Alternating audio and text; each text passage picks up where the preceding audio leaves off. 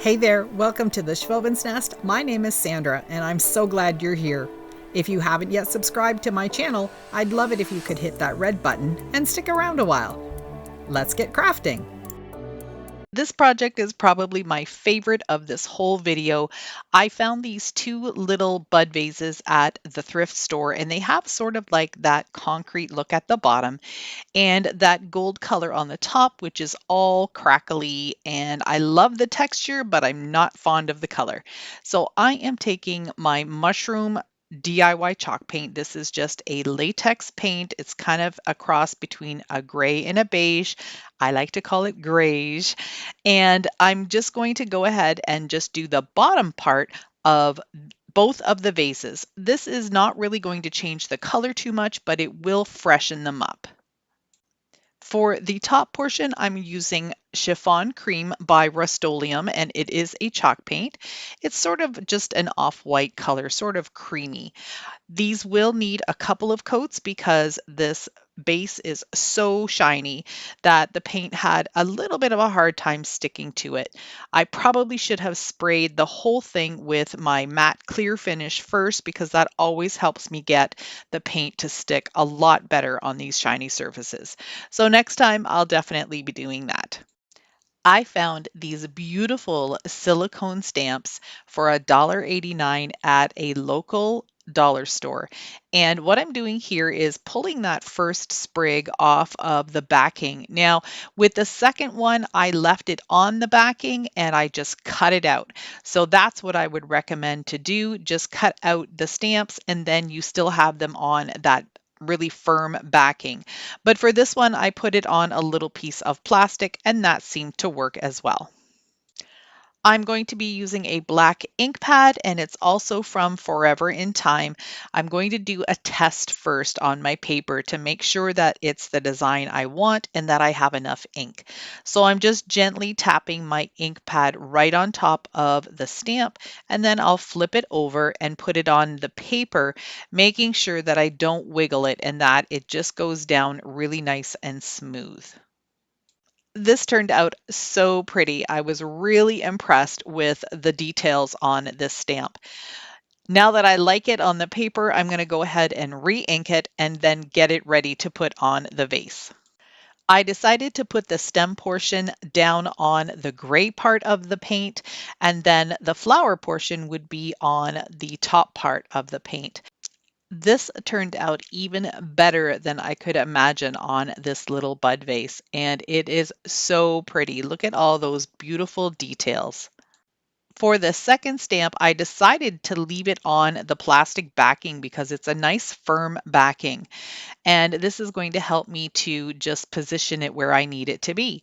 So I'm going to go ahead and ink up this stamp as best as I can, making sure that I get all of the areas covered evenly. I'm going to do the same with this one, putting the stem on the gray portion and then the flower at the top. Make sure that you're holding it down with one hand and pressing down with the other hand so it doesn't move and shift its position. I am so pleased with how these turned out.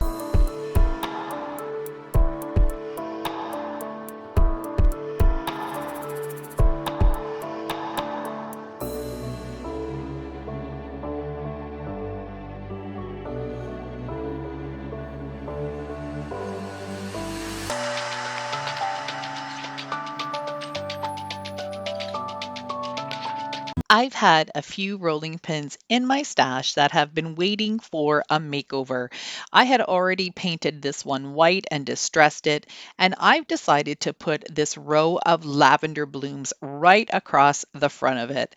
I'm not going to be using these rolling pins, of course, they're just going to be for display. I went ahead and printed this out on tissue paper. I will have the link for the printable down in my description box. It will be available on my website. And if you're not sure how to do tissue paper printing, my last video was a tutorial on that, so I will also have that linked down in my description box. Now, the only thing that I'm going to need to do is apply some Mod Podge to the rolling pin itself, and then very gently just go ahead and put the tissue paper right on top. It's the same as if you would be putting a napkin on or some decoupage paper. It's basically decoupaging your tissue paper onto your project. Now that I've got all the Mod Podge on that I need, I'm going to go ahead and place it as straight as possible onto the rolling pin. Just using my hands, I'm going to smooth it out very gently, being careful not to push too hard because I don't want to tear the paper.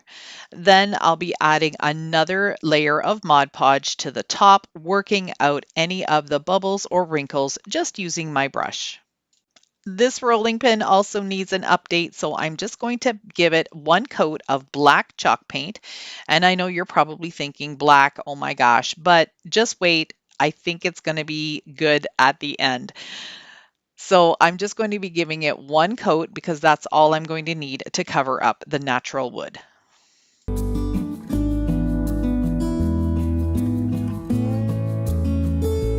While I was waiting for the paint to dry, I went to my Cricut Joy and I designed this little decal, and I will have this available as a free printable down in my description box.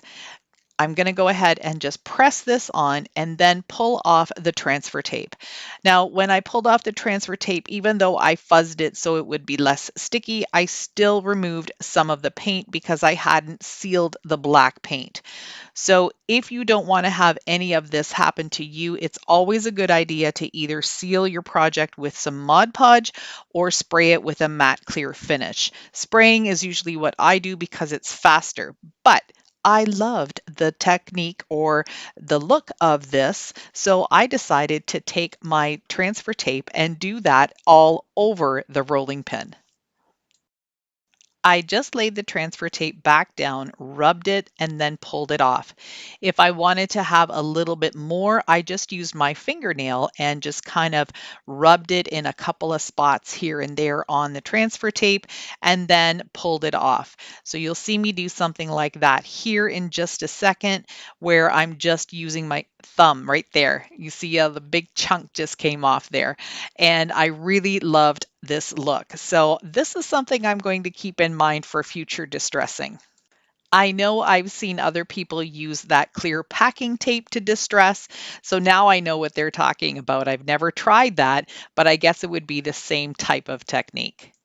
As an extra accent, I cut a little piece of this gingham ribbon that's black and white, and I'm going to hot glue the ribbon together, but I don't want to hot glue it to the rolling pin. So I'm making it just a little bit looser, and then I'll just try my best to hot glue the ribbon to itself and not to the rolling pin. That way I can remove it whenever I want to, and it's not going to wreck any of the paint underneath it. In one of my previous videos, I promised that I would show how to do a two-finger bow. Now, this bow turns out with double loops on each side and is so easy once you get the hang of it. The first thing you're going to do is loop the ribbon around your two fingers, holding them apart as you see me doing here. With my thumb, I'm going to hang on to the tail. Then I wrap the ribbon around my fingers 2 times, and each time I'm going to hang onto it with my thumb. Once I'm at this point, I can go ahead and cut the length of ribbon. I'm going to leave about 8 inches in length, so I have the rest to work with. Now it's going to go down in between my two fingers.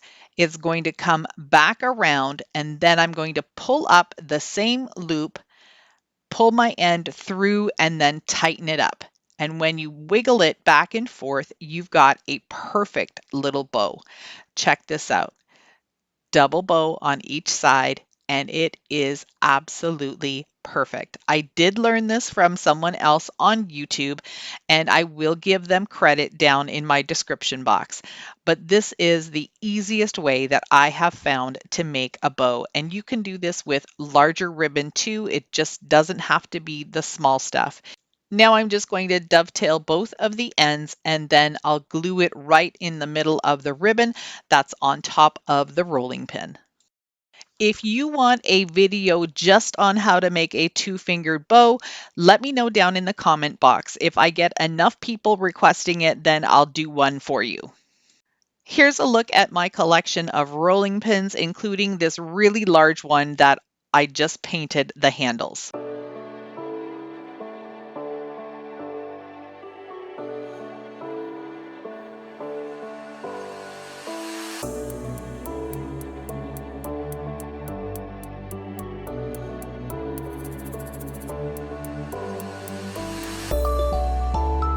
This project is kind of thrift store, but actually dollar store. So I picked up this Apothecary box at the thrift store for $2, and it had the label on the back of it that it came from Dollarama, where they charge $4. So I did get a better deal on it. And it's just so funny that sometimes they just keep the regular prices on from the other stores in the thrift stores. Anyway, let's get to it. So I'm going to just take these handles off because I'm going to create still an apothecary box out of this, but I wanted it to have 4 drawers instead of just the 2 larger ones. I flipped the drawers around so the parts with the holes would be on the inside of the drawer and that I would have a nice clean front to work with. I'm just marking off the center point of the drawers, and now I'm going to use one of these carving tools from the Dollar Tree. These are a little pack of 4 that you can get. Here you can see that I'm just using a ruler and I'm scoring it. You could also just use a utility knife for this, but I bought this little wooden carving set, so I thought I would give it a try. I'm just using the straight edge, but I am kind of using my knife here on a bit of an angle, and that's going to help me to cut out a little bit better of a groove.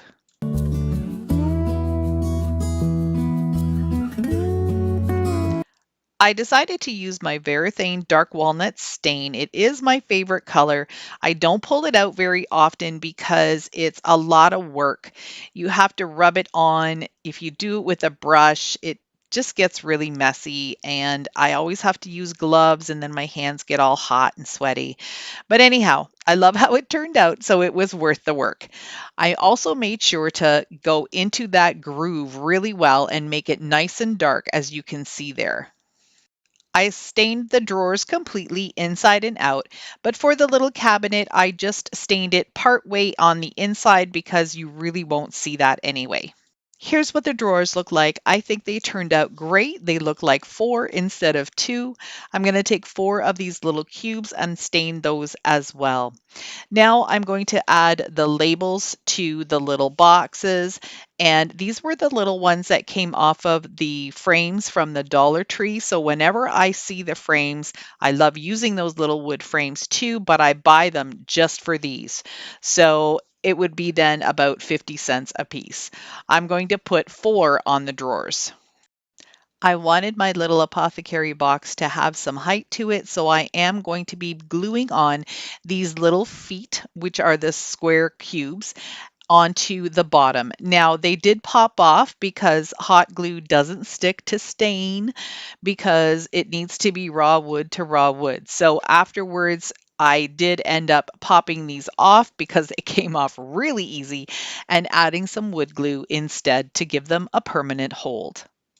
I wanted to add something extra to this little box, so I'm taking some Mod Podge and covering this handle just to seal it in and give the paint a little bit something easier to grip on instead of all of this shiny surface. Once the Mod Podge was dry, I'm taking this little fan brush that I cut down to make it nice and stiff, and I'm just using my gel stain and dragging it across the white ceramic part of this handle to make it look like wood grain. This is a technique that I've done lots of times on my channel, and I really love the way it looks. Once that was dry, I took my Dollar Tree stencil brush and some burnt umber paint and just pounced it on the gold part. I wanted a little bit of that gold to peek through, but not a lot of it. I wanted to dull it down quite a bit. Once that was dry, I did the same thing with some black, just using the stencil brush to give it more of a metal and wood look, a little bit more industrial. I also still wanted some of the brown to peek through, and once this was dry, I gave the whole thing a coat of Mod Podge again. I used hot glue again for the handle, but I ended up removing it afterwards as well and using some of my permanent wood glue to make sure it stayed in place. The last detail on this was just to cut a few strips of this cardstock and slide it in where the labels would go on my little label holders. I think it just added a little bit more softness and texture to this project, and I'm really happy with how it turned out. You'll have to let me know if you like it too.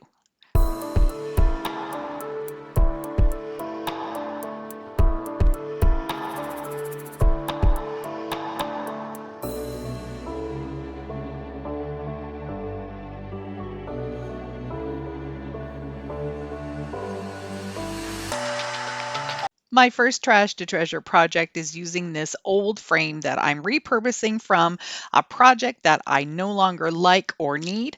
I'm just going to be taking some white DIY chalk paint and giving it a light dry brushing. I like the look of it. It has some brown, it has some black on it, but I wanted it to be just a little bit lighter in color. I'm going to paint this wood welcome sign white. This is something that I picked up at Hobby Lobby 3 years ago. I was in Texas on vacation in Grapevine, Texas, to be exact. Beautiful little town, just had an awesome time. And I went to Hobby Lobby and picked this up, and it's been sitting in my closet ever since. So it's time to get this brought out and put into a beautiful project. I'm using some wood look scrapbook paper to put on the back of the frame. It has a backing that I had removed for painting, and I'm just going to use a glue stick to glue this down. So I'm going to put my glue stick all over the place. I'm going to glue it down, and then I'll trim it when I'm finished. Then I'll take another piece of scrapbook paper, match up the lines as best as I can, and do the same thing. Using some hot glue, I'm just going to put it on the inside of the frame here and just place the backing right back where it belongs. I'm going to add some of my Sola wood flowers. I love these flowers. If you haven't tried them yet, you have to do it. They have sales all the time, 70% off, 60% off, and they're just absolutely beautiful. I just picked up a whole bunch of colored ones, really muted greens and blues for the fall. So you'll see those in my next video. But what I need to do here is just trim off the stem. Some of these are pretty tough to do. As you can see here, I'm very gently trying to cut it with my craft knife, but most of them you can cut off with scissors. Instead of using a traditional stem for the flower, I decided to cut some pieces of jute rope and just let it naturally curl however it was on the spool. And I thought this would be a really neat idea, make it look more rustic, and it would blend in really well with the Sola wood flowers.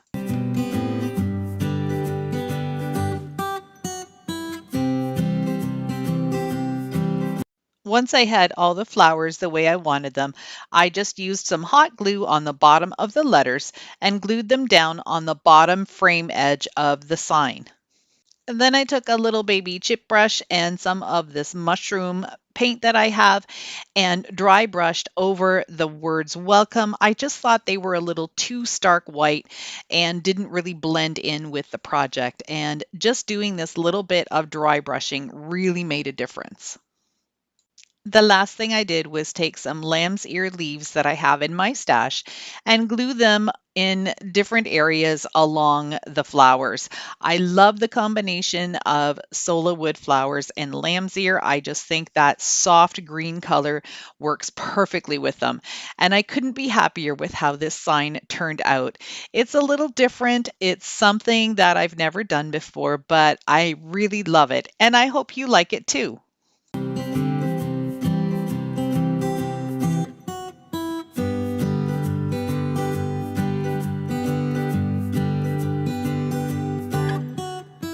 I love watching my fellow YouTubers create, and I get inspiration from them as well. I've seen a bunch of people working with air dry clay, so I wanted to give it a shot. I love the look of it. This is just some clay that I picked up at Dollarama. I didn't want to invest in some expensive clay until I could figure out my technique and how I wanted to do things. This is really nice and soft. It dries fairly quickly, although I did let mine dry overnight. So I've just rolled a little chunk out into a circle. This is the silicone mold I'm going to use. It's from Evil Ted. I have no idea what that's all about, but it's a silicone mold. It's available at Michael's and it only cost me $4. So that was a plus, but I love the design of this one. So what I'm doing is just taking the clay and pushing it into the mold that I like. I'm not going to remove the excess right now because I'm not sure where the outline is of this. I'm just going to keep pushing until I think I've got it in there fairly well, and then I'm just going to peel it up. I think this turned out pretty sweet. I'm taking my craft knife and I'm just going to cut where I want. I just want the large design in the center. I'll take these little extra pieces, just roll them into a ball, and then put them back with the clay. A tip for you for this type of clay, I'm not sure what kind it is, but it is an inexpensive clay. It does dry out fairly quickly, so I'll be double wrapping all of the excess clay in some plastic. I've done it just a single wrap and it dries out. So, and then you can't use it. It ends up just kind of falling apart. Anyway, I'm going to continue working on this until I get it looking the way I want it to. I'm going to put this on an old maple syrup bottle that I've cleaned up, and I'm just going to lay the clay right on top and gently curve it so it mimics the edges of the bottle. And then I'm just going to let it air dry overnight. So here I am the next day and I have broken my clay design. I gave it too much of a push because it didn't actually stay rounded on the bottle. It did dry a little higher on the edges and I tried to give it a little push and of course I broke it. So that's okay. I'm using my Starbond glue and the accelerator and I'm going to glue these two pieces together. It's going to look like it was never broken. If you've not seen Starbond glue before, it's like a super glue. It comes in multiple different consistencies, and this spray can accelerator makes the glue dry in about 3 seconds. I just love this. So I do have a link for you down in my description box if you want to go check it out. It's not that expensive, and it works really well for projects like this. I'm also using the Starbond glue to glue my clay piece right onto the glass. And I'm just going to be putting the glue onto the areas that I know are going to touch the glass. Otherwise, it's a waste because it's not going to hold anything. So mostly towards the center. Then I'm going to spray the glass because when you're working with Starbond glue, you put glue on one surface and the spray on the other surface. And once they come into contact, they are stuck. Because the clay didn't dry in the molded shape that I wanted to, it raised up a little bit. I'm going to use some hot glue just to fill in all of the gaps. And this worked out really well. It made it more of a rustic clay look at the end, but I was okay with that. You guys know me. I love my rustic stuff and I don't need things to be perfect. I'm going to be painting this whole thing, including the clay, with this mushroom colored chalk paint. It's a latex paint that I made into a chalk paint. And this is actually the color that's in the majority of my home. That's how much I love it. It's a cross between kind of a gray or beige, or if you want to call it grayish, which is kind of a new term that I've heard around a little bit. I'm also using a super soft brush because I want to minimize the brush strokes on this. Now that it's completely dry, I'm just going over with a brush that has already got some white paint on it. So it's not a dry brush. I just want to hit some of those top areas, some of the stuff in between. I'm also going to go across the ridges at the bottom, and I'm also going to do the spout at the top. I love how this one turned out. I think it looks amazing. It's not 100% perfect, but I am in love.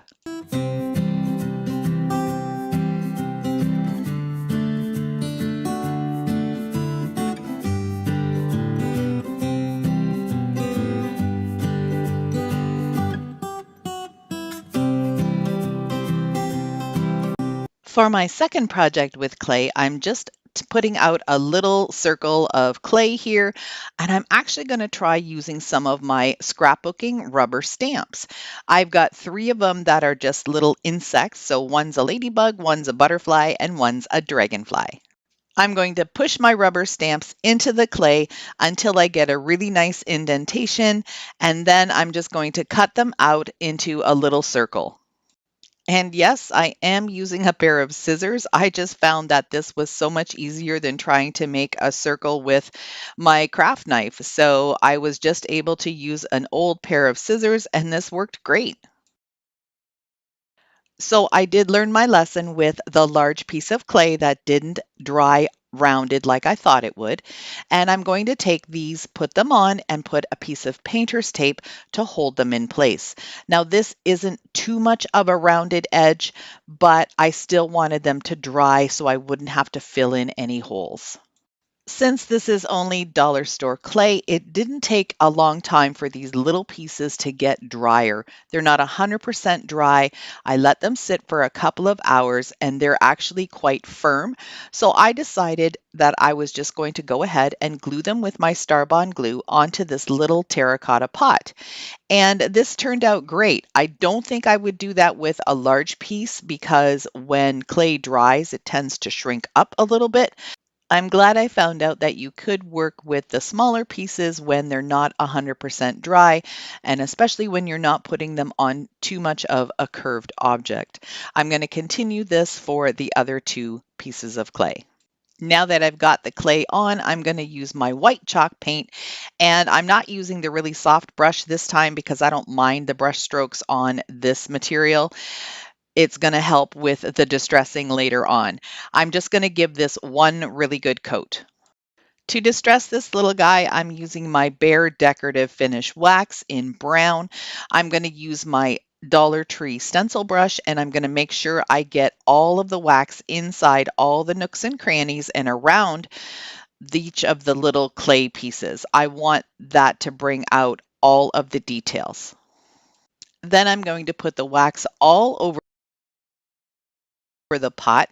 I'm going pretty heavy with it, but then I'm going to take a baby wipe and wipe off the excess and kind of blend it together.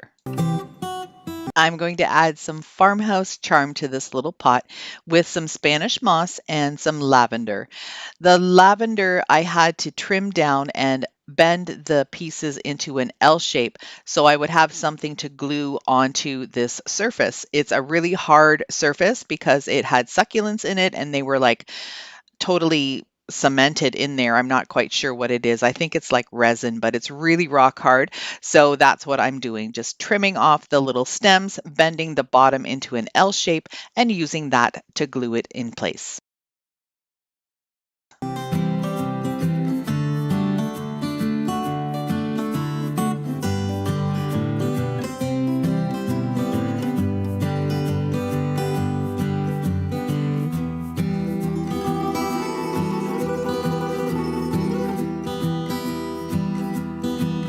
My first project is using this little teapot that I picked up for $3.99 at the thrift store. It's cute the way it is. It's sort of an off-white color and it has some little pattern on it, and plus it's got some florals, but of course it's still not farmhouse enough for me. So I'm going to give it about 3 coats of white chalk paint, and I'm doing 3 very thin coats because this is a really slippery ceramic, and I probably should have done a coat of Mod Podge first, but it did end up sticking pretty well once I had the 3 thin coats done. I'm going to be doing some printing on tissue paper, and I thought I would take you through the complete process. If you already know how to do this, feel free to jump ahead, but I've had a lot of viewers commenting that they'd like to know how I'm doing it. So this is the first step. You're going to take a piece of printer paper and then cut just regular gift wrap tissue paper into a size that's about, as you can see here, about a half an inch or an inch smaller than your printer paper. Tape it all the way across the top, and this is the top part that's going to be going into your printer first. Then you're going to want to do about partway down the sides and a little bit down at the bottom. You can see here that I keep smoothing it out and making sure that I don't have any bubbles in it. Sometimes you can't make it totally flat. That's okay, but you want to try and get it as bubble free as possible. Next, I'm going to cut out what I want, and I'm choosing the bottom image. I'll save that top one for another project down the road. Using a smaller pair of scissors so I have more control, I'm going to be cutting out all the way around the image, and I usually leave about 1/8 of an inch white space on the tissue paper itself. You don't want to have too much extra. And the other thing you want to remember is make sure you have rounded edges. So even if your image is square, round off those edges because they will just lay so much nicer onto your project. When I'm working with objects that are round, I usually try to use something to brace it at the bottom so it doesn't roll around all over the place. Now I'm just using a couple of these little wood pieces that were left over from a different project, and I'm going to make sure that it's nicely centered. Using matte Mod Podge and a small brush, I'm going to paint the Mod Podge where the label is going to be on my teapot. Now you don't want a ton of Mod Podge on here. You don't want it to be slippery or slick. You just want enough on there that it's going to tack down your tissue paper. I like to pick up my image using my paintbrush. It just helps me to center it on my project. And then once I've got it laid down where I want it to be, I'm going to gently start using my paintbrush and the Mod Podge and start from the center and then just push my way out. The one thing you want to remember always is have Mod Podge on your brush. If your brush is too dry, the tissue paper might tear. Always have a little bit of Mod Podge, and if you missed some spots underneath here like I didn't go far enough at the bottom, just very gently try and pull that up. But once it's stuck down, it's not going to come up unless it tears. Then you're just going to continue working on this like you would regular paper, pushing those bubbles out. The other thing I do is I pounce on it. So I take my paintbrush and I dip it in a little bit of Mod Podge again, and I use a pouncing motion up and down on any wrinkles or any bubbles around the edges, and that just secures that tissue paper down even more. I decided to cut out one of the greenery pieces from the other label and cut it into a nice round circle so it could fit right on top of the knob of the teapot lid. And I thought this would be such a cute little addition. So I'm going to do the same thing with the Mod Podge. I also cut out another piece of greenery and put it on the back of the teapot where there was an original little flower design. Had a little bit of a raised edge to it, so this would camouflage it really nicely. I love how this teapot turned out. I think it's absolutely adorable. I did also spray it with some clear matte spray finish just to seal it in and make sure that nothing would chip.